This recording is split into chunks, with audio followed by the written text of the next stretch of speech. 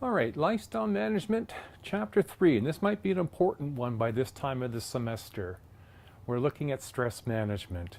Stress is an aspect of life that all individuals do experience, and this chapter provides many actionable suggestions for reducing stress levels and overcoming stress in a more positive way. Now, stress may inhibit academic performance, as I'm sure some of you already know, and thus you, as a student, are likely to be motivated to reduce your stress levels as you are attending school. Some of the topics that we're going to cover include recognizing and understanding the link between stress and the immune system and how each of the neurotransmitters involved in the autonomic nervous system. Now we're just going to really sort of touch on that to sort of indicate that stress, is really just more than stuff happening. It has an impact on the physiological experience of our bodies. Now the autonomic system, this contributes to the body's response to stress, and we'll see in stress and the hazards to physical health in this chapter. Now, understanding the difference between men and women in terms of their stress interpretation and presentation, we're going to see this touched on in types of stressors. Understanding that technology that has been highly beneficial in our modern lives also causes simultaneous increased stress for many people due to never being unplugged. And we're going to see that under types of stressors as well. So, let's get started with this chapter on personal stress management and hope that you can get things out of it that will benefit you, both right away perhaps, but certainly in your future academic career and in your profession that you are choosing to follow. So we're beginning with what is stress. So what is stress? Well, stress is the non-specific response of the body to any demand made upon it. The non-specific response, so it just means that there isn't a single thing that happens when a demand is made on the body. There are many, and so we can say non-specific response of the body to any demands put upon it. Now that's according to Dr. Hans Selye, and he was a pioneer in the study of psychological responses to challenge. And looked at, so what is it that the body does to compensate for the kinds of demands that are put on the body on every day? Some of these demands are psychological, emotional, spiritual, academic, professional, physical. So in other words, the body reacts to stressors, the things that upset and excite us, in the same way regardless of whether they're positive or negative. Now that's an important note because we're going to get into this a little bit. That you can look at stress as being in the middle. It's benign. In order to breathe, when you exhale, at some point you've got to inhale. That stress on your body as you exhale reminds your body to inhale. So that's a good thing. But you can be under stress for positive things. There is positive stress and there's negative stress. So you've got stress in the middle, we got distress and positive stress. And we're going to call this eustress. Now we're going to also touch on is that there's 5 categories of stress. Now there's an acute time-limited stressor, so it's time-based. There's brief naturalistic stressors. There's stressful event sequences, chronic stressors, and distant stressors. Now, these are different sorts of stress or categories, okay? Now, I touched on that stress is benign. It's sort of in the middle. It is what it is. And there's distress, and there's a positive stress, and this is known as eustress. Now, eustress refers to positive stressors in your lives. Now, while distress refers to the negative effects of stress, the heart palpitations, anxiety, procrastination, these effects can deplete or even destroy energy. Whereas eustress is the kind of stress that when we have this stress, we are motivated to get things done. Ideally, the level of stress in our life should be just high enough to motivate to motivate us and to satisfy our needs. That's eustress. And not so high as to interfere with our ability to react to our fullest potential. So what causes stress? Well, the general adaptation syndrome, now this is also known as the GAS, this was developed by Hans Selye, and it suggests that our bodies constantly strive to maintain a stable and consistent physiological state. Now this maintain of a stable and consistent psychological state is known as homeostasis. Homeostasis essentially is to try to keep balance, not too high and not too low, not too hot, not too cold, not too full, not too hungry. You know, this sort of homeostasis, balance. The body attempts to restore homeostasis by means of an adaptive response. The GAS consists of 3 distinct stages, okay? Let's look at them. The first stage is known as alarm.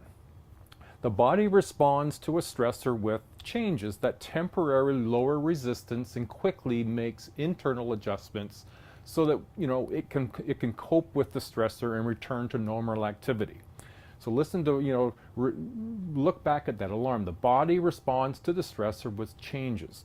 So if, you know, there's a stress that introduced, my body responds to that in order to establish some balance again.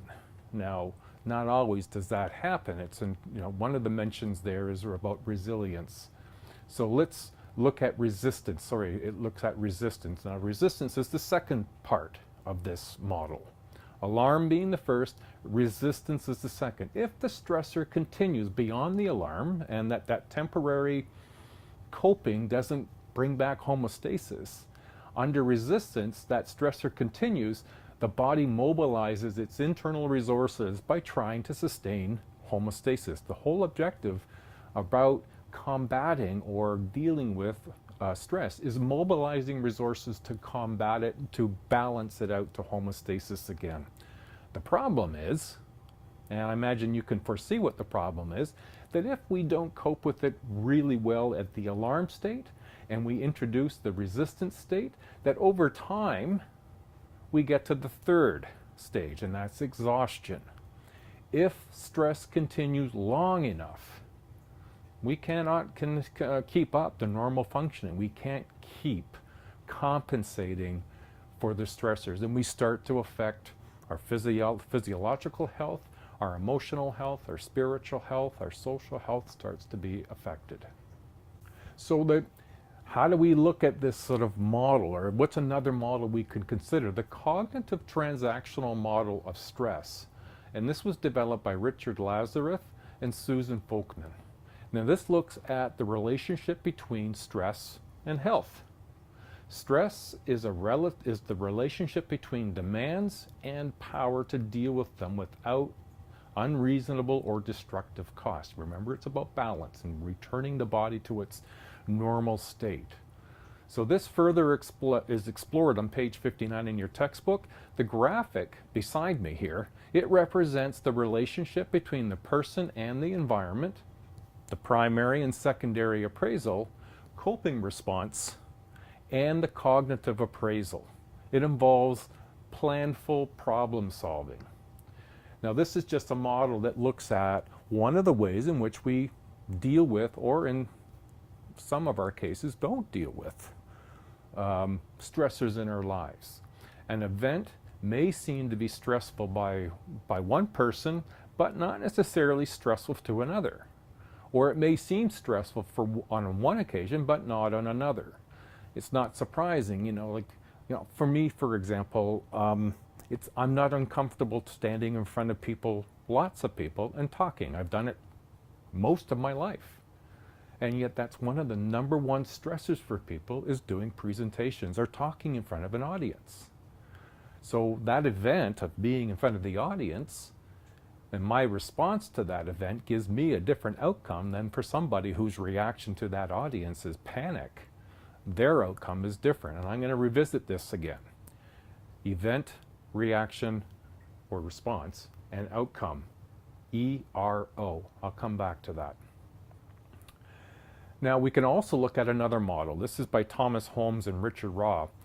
Both are medical doctors. They devised a scale. Now, you may have seen this scale before. Devised a scale to evaluate levels of stress and the potential for coping with that stress. And it's based on life changes, or life change units, that estimate each change's impact. Now, people who accumulate more than 300 life change units in a year are more likely to suffer serious health problems. Now, if you look at the graph beside me, that's looking at the units, and you can see at the top the higher degree of units and lower at the bottom. Now, bear in mind, 300 of these units in a year, you're going to notice some changes. And chances are, if you're experiencing 300 or more units, you already know about the impact on your health. Now, this is leading us, I guess, to this next point. Is stress hazardous to physical health? Well, I would imagine by now you've probably got the idea that probably, if not for sure, ever-growing number of studies have implicated stress as a culprit in a range of medical problems. Stress is specifically linked in a negative way to our immune system, our heart, and our digestive system. So let's look at this a bit at a time. Stress and the immune system. Psychoneuroimmunology, that's a PNI, it focuses on the relationship between our brain's response to stress and our immune system.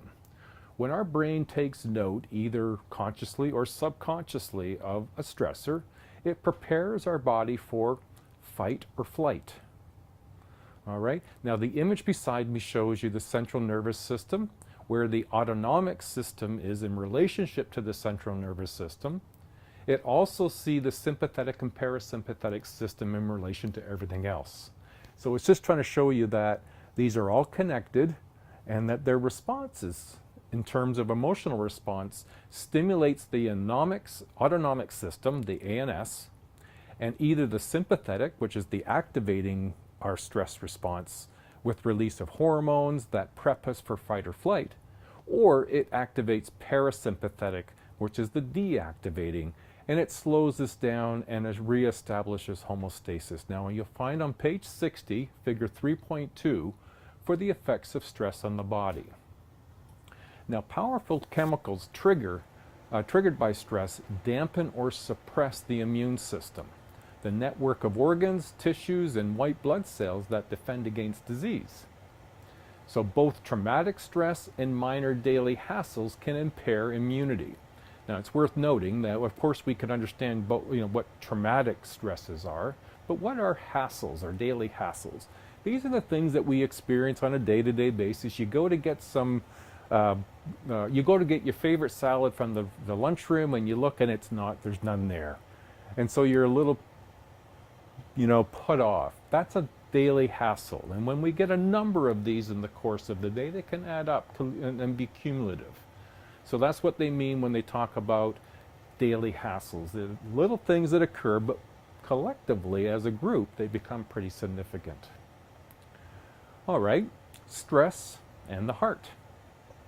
In the 1970s, cardiologists Meyer Friedman and Ray Rosenman, they suggested that excess stress could be the most important factor in the development of heart disease. They developed two personality types, and these are things that you've probably heard before. The personality type, type A and type B. Type A people are hardworking, aggressive, and competitive. Type B people, they're more relaxed, though not necessarily less ambitious, and or even less successful. The degree of danger associated with type A behavior remains controversial, and you'll see some of that controversy written up in your textbook. However, the trait that has emerged is chronic hostility or cynicism built into that type A. Studies also found that altering type A behavior can reduce cardiac morbidity and mortality in post-myocardial infarctions. So the research that was done in the 70s has continued to grow to see the relationship between heart health and stress. And lastly, let's touch base on stress and the digestive system. Simple strategies such as drinking plenty of water, Remember, for women, 2 roughly liters a day, for men, roughly 3. So plenty of water, eating fiber-rich foods, and maintaining an adequate intake of protein and complex carbohydrates can help avoid stress-related stomach aches. Overeating and ingesting too much caffeine, I'm one of those people, and sugar, not so much me, when under stress should be avoided. Now, I don't drink coffee for stress. I drink coffee all the time. Sugar, not so much either, but you can find that people do tend to drive or move towards simple sugars and simple carbohydrates when they're emotionally affected by stress. So is stress hazardous to our psychosocial health? We can see that there's a relationship between stress and physical health. What about psychosocial health? Stress is normal, and that's a really strong emphasis that I need to make. Stress is not abnormal, stress is normal. Everyday experiences within acceptable limits can play a positive role in our lives. Stress becomes distress when symptoms such as moodiness, irritability, depression, anxiety become an everyday occurrence. Traumatic, stressful events gradually fade into the past, and individuals adjust to their lasting impact. About 12% of the population suffers from post-traumatic stress disorder and later develops symptoms, more serious symptoms such as depression, anxiety, and panic attacks. So yes, it can affect our psychosocial health. All right, now let's look at the type of stressors that exist, and we're going to focus on student stress. I like this about this textbook is it keeps a student focused, and we're going to honor that in these videos as well. Being a student can be extremely stressful, and the stressors are remarkably similar among students. Stress levels have risen, especially among women.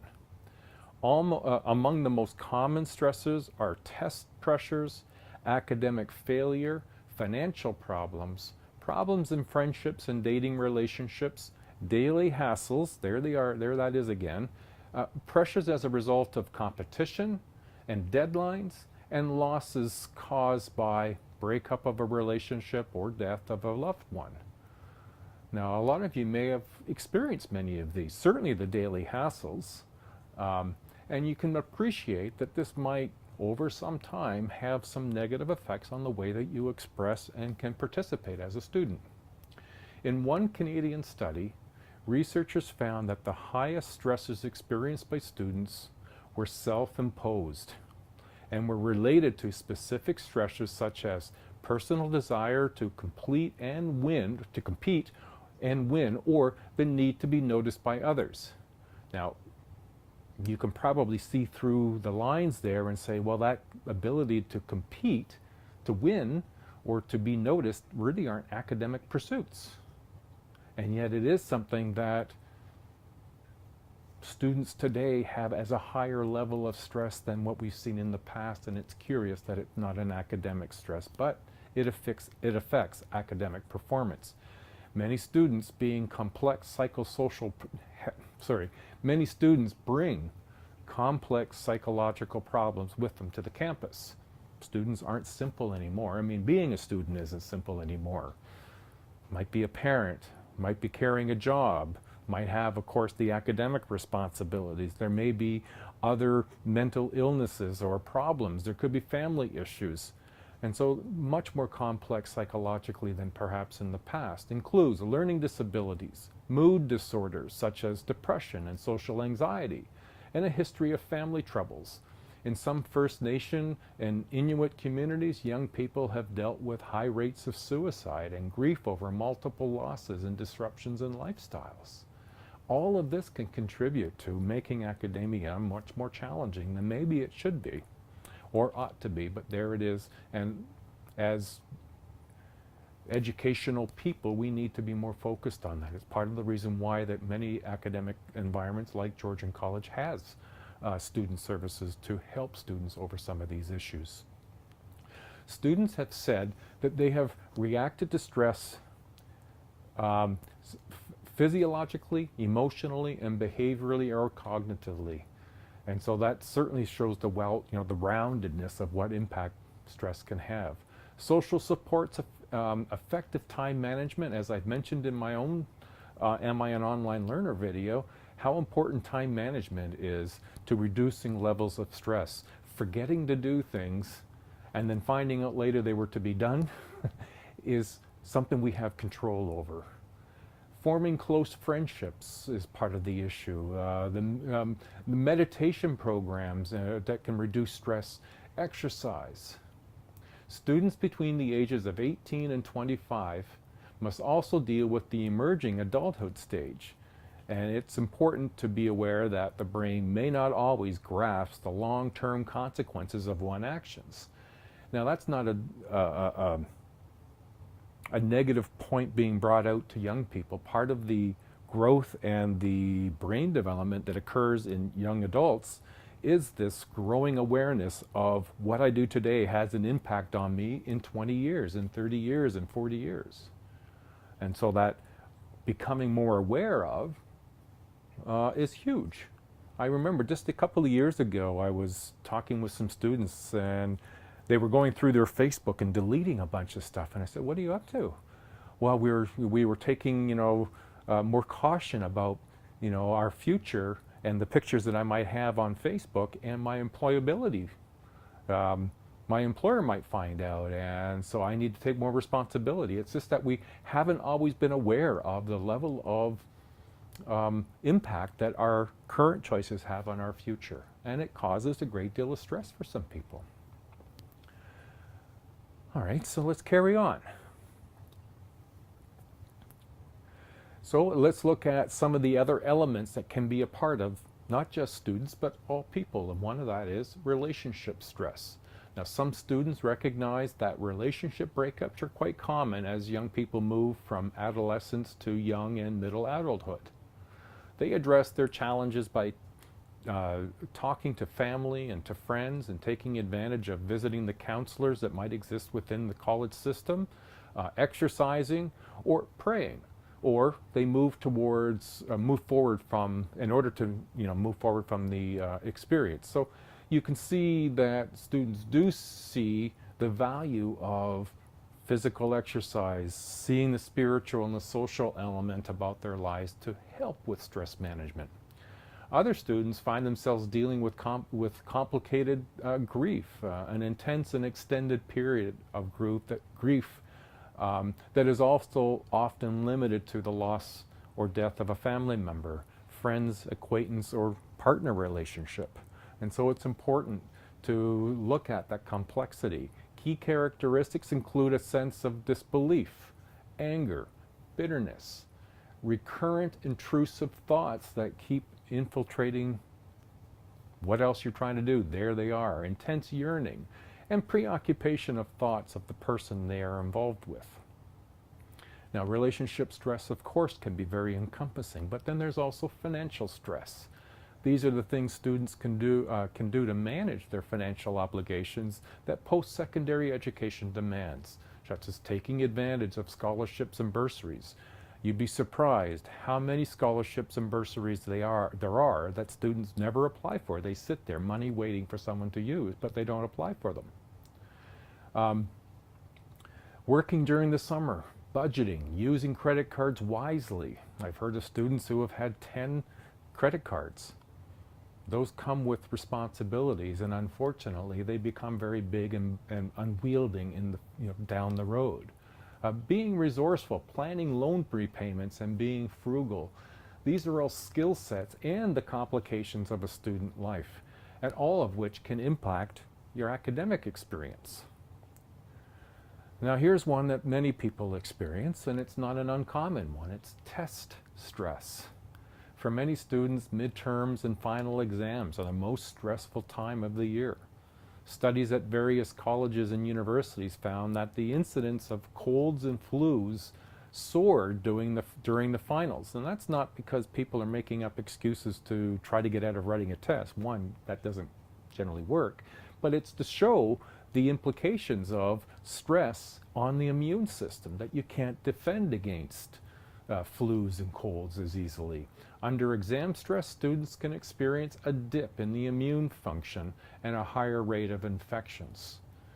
So it shows you that that direct relationship between not managing stress well and on our immune system. The students most susceptible to exam stress are those who believe they'll do poorly and who see tests as extremely threatening. Now, again, it's an emphasis, I guess, that we can remind you that how important self-talk is. You know, take out a piece of paper and write down the things that you say to yourself at the onset of a test or a due date, or, you know, that will give you some tips as to what you might need to do to combat that kind of thinking. Now, one of the ways to diffuse stress is through relaxation, such as controlled breathing, meditation, progressive relaxation, and guided imagery, and yoga. Now, one of the things that I've used is what's called 5-5-5 breathing technique. And this is a strategy to help reduce anxiety and stress because it has a specific function. What you do is you inhale to the count of 5 slowly. You hold to the count of 5.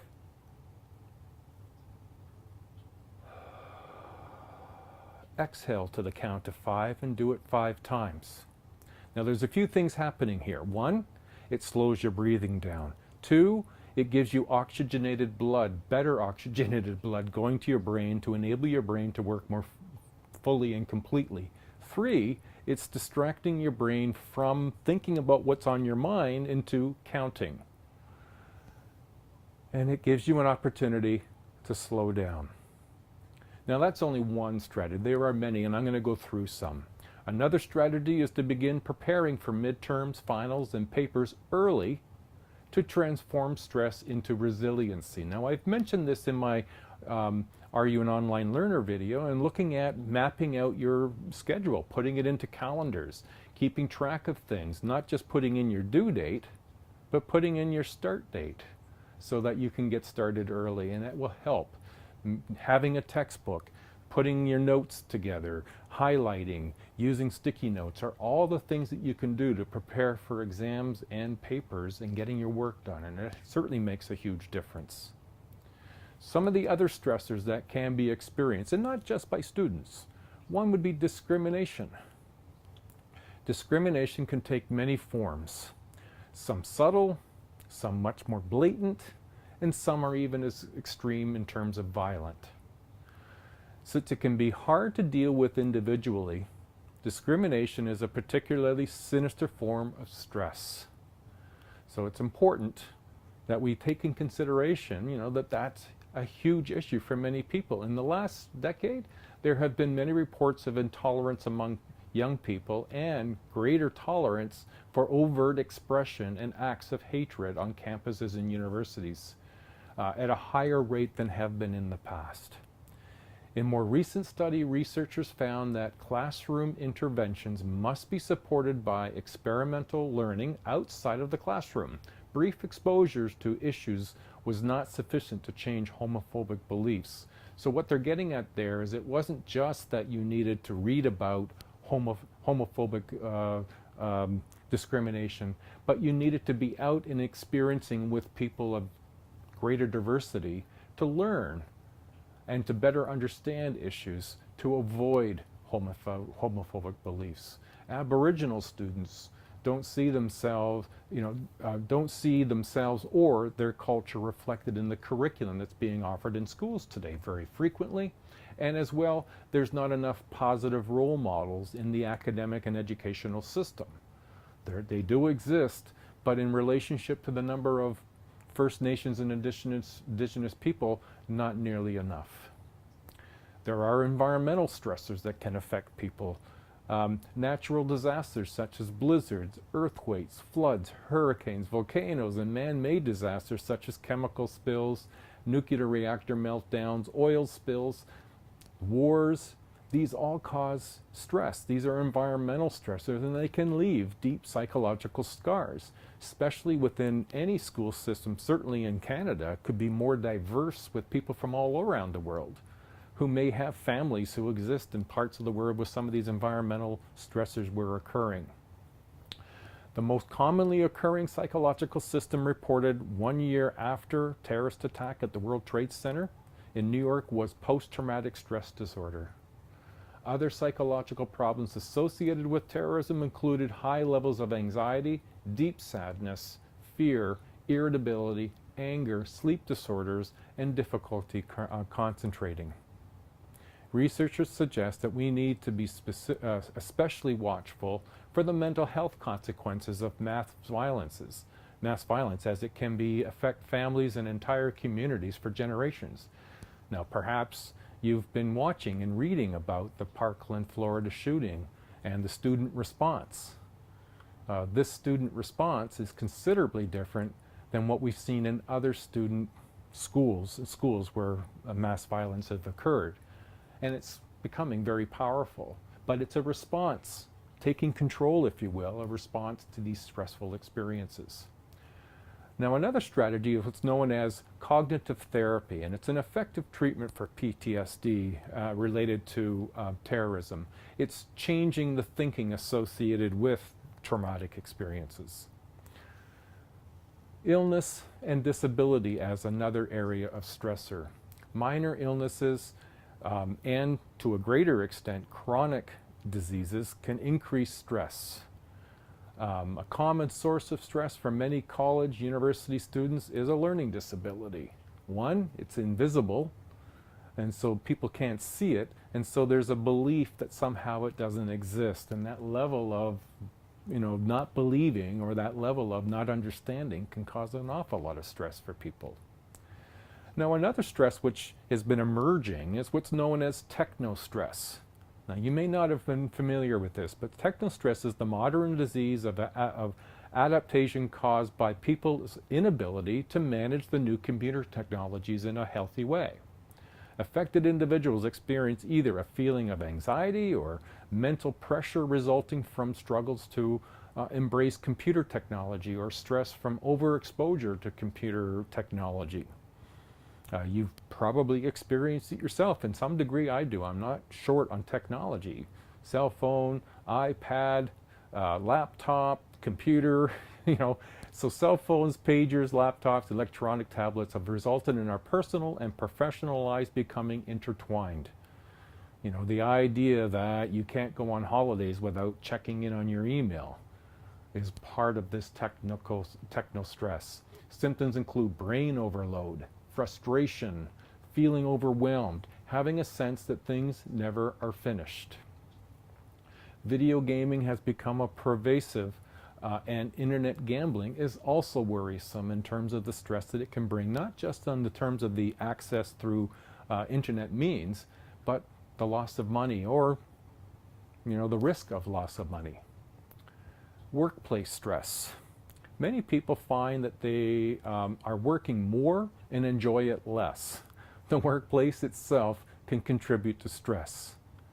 Whether that is in the amount of time that we work, the level of work we're expected to do in the same amount of time that we've had in the past, all can affect us in terms of the stress effect.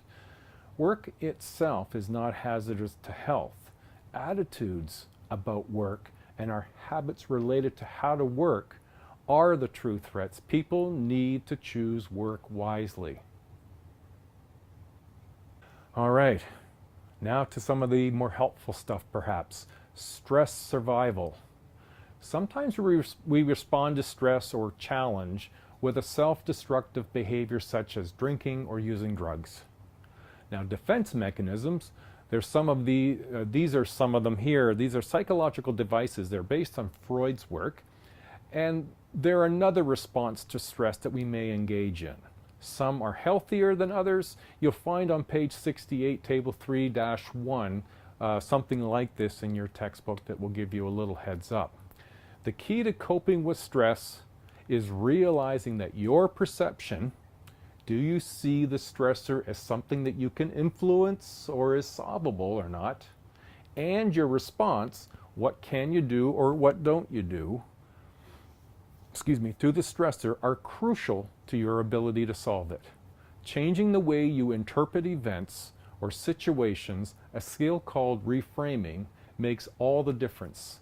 So what's important here isn't so much, and I'm going to come back to this a little bit later, it's the event happens, whatever that is, the test is going to happen, the assignment's going to need to be handed in, the relationship may end, these events occur, it's your reaction or your response to these events that affect your outcome.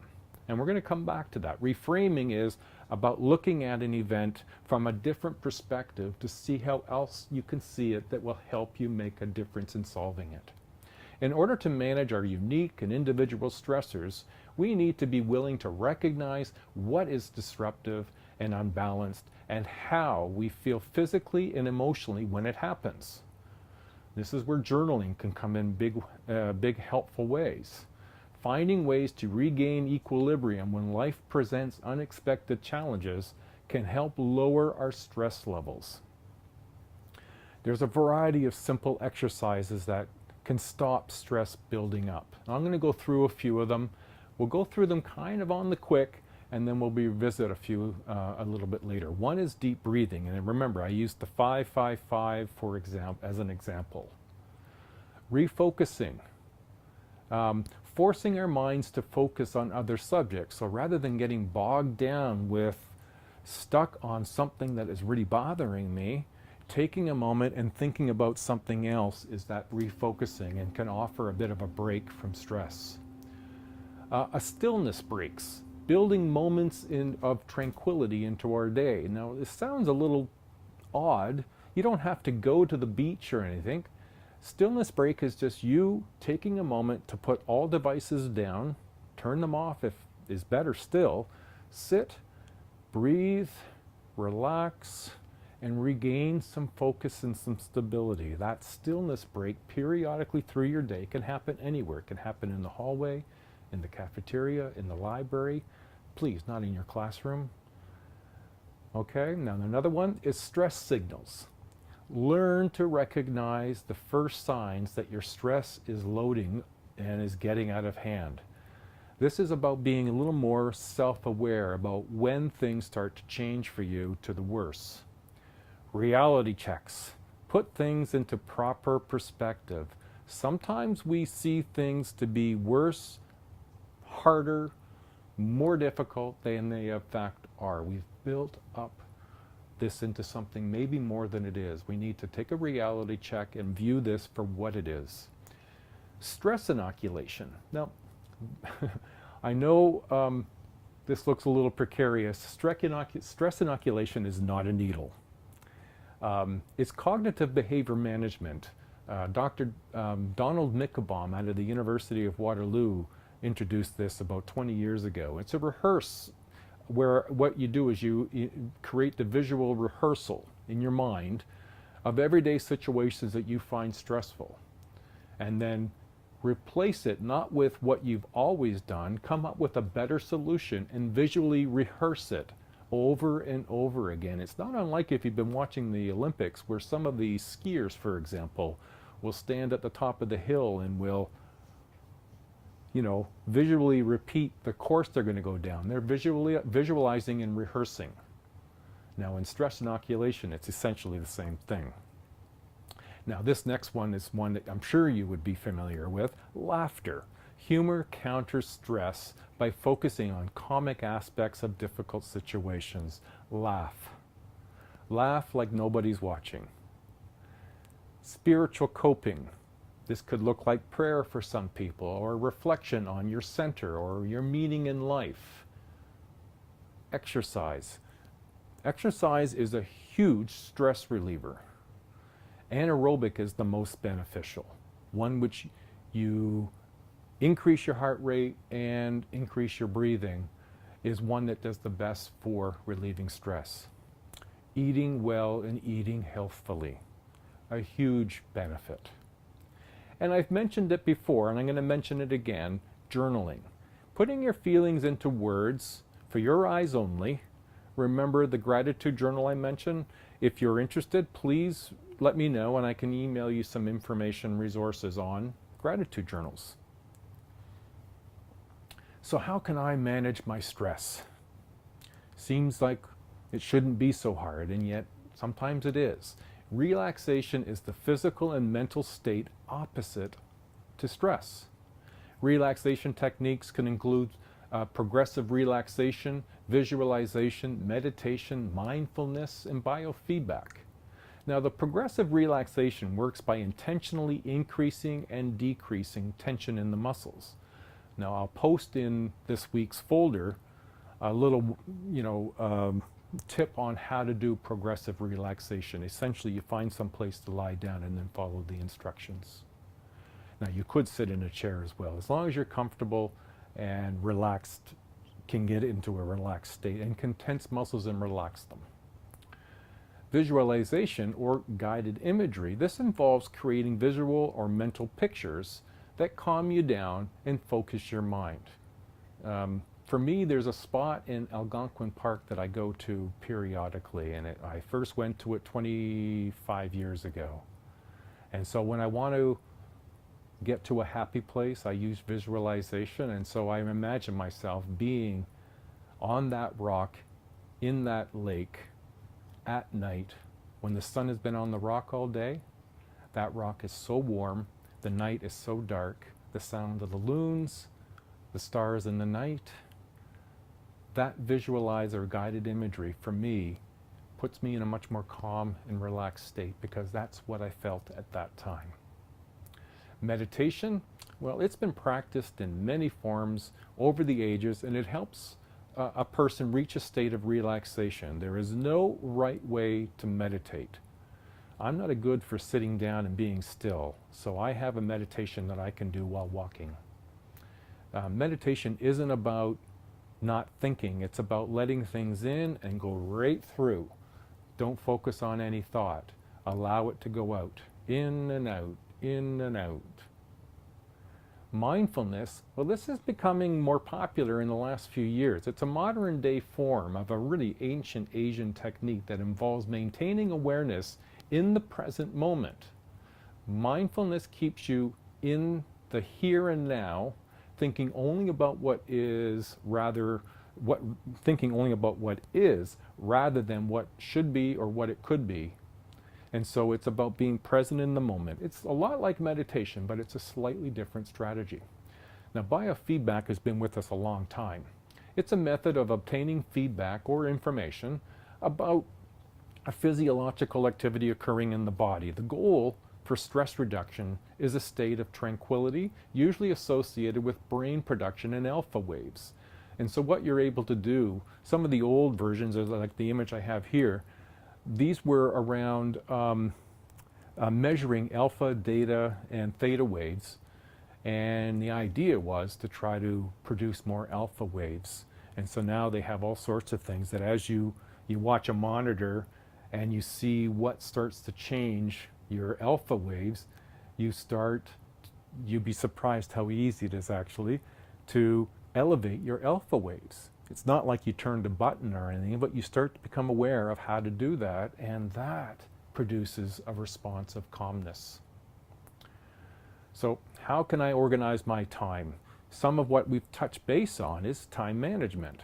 And time management involves skills that anyone can learn, but they require commitment, they require practice to make the difference in your life.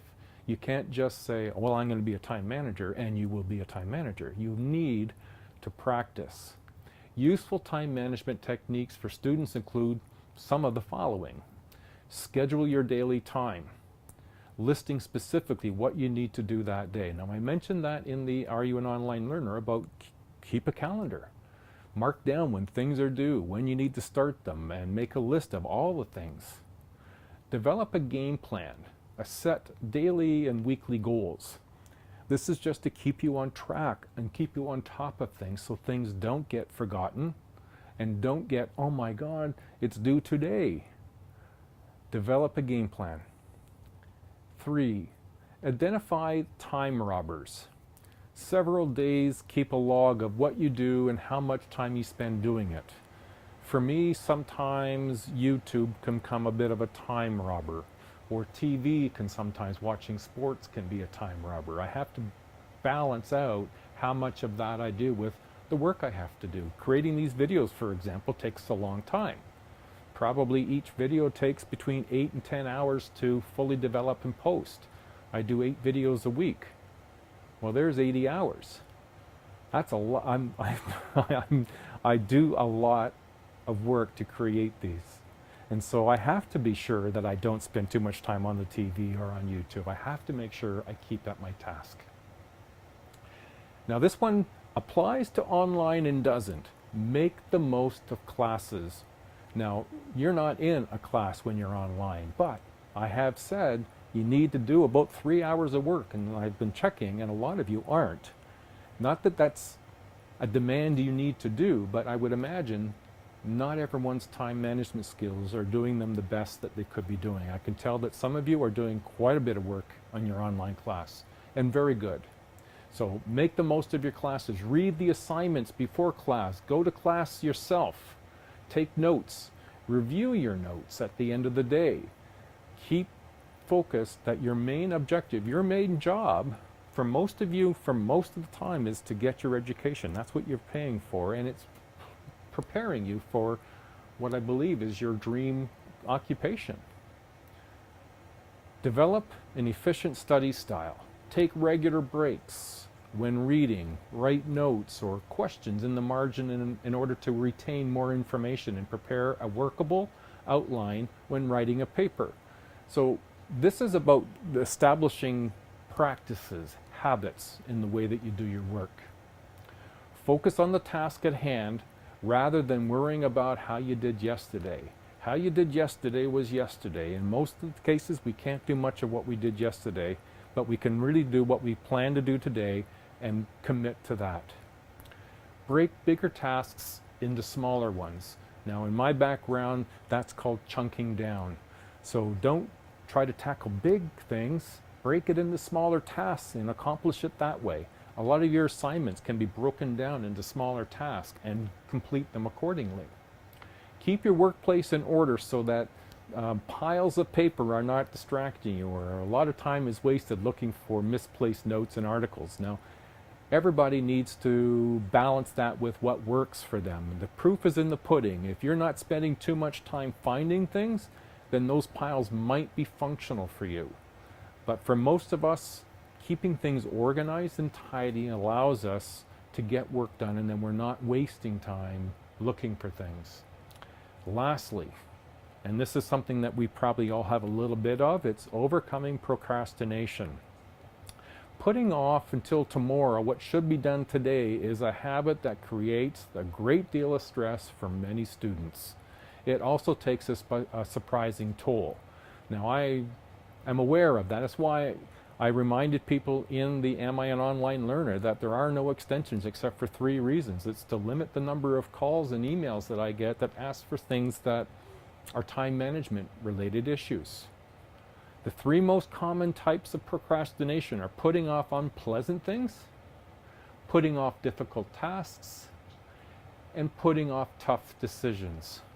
To get out of procrastination trap, keep track of the tasks you're most likely to put off. Think of alternative ways to complete these tasks.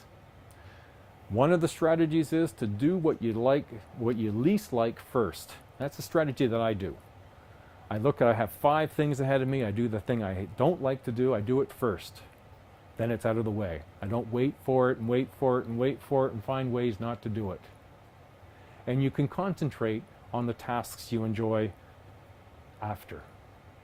Now, this isn't a complete list of how to overcome procrastination, but a lot of the things we chatted about and I highlighted, and it's in your textbook, are things that you can do to reduce stress. And by reducing stress, you might see the value to getting things done, balancing, taking breaks, assigning yourself tasks, breaking down your day into manageable tasks that procrastination may not become an issue for you. I hope you found this chapter helpful. I enjoy it. It reminds me of things I need to do for myself. All right, everybody. Good luck and keep up the hard work. I hope those of you who are doing assignment A are getting to work and getting your data collected, and I hope you're starting to see even a little bit of where you want to go.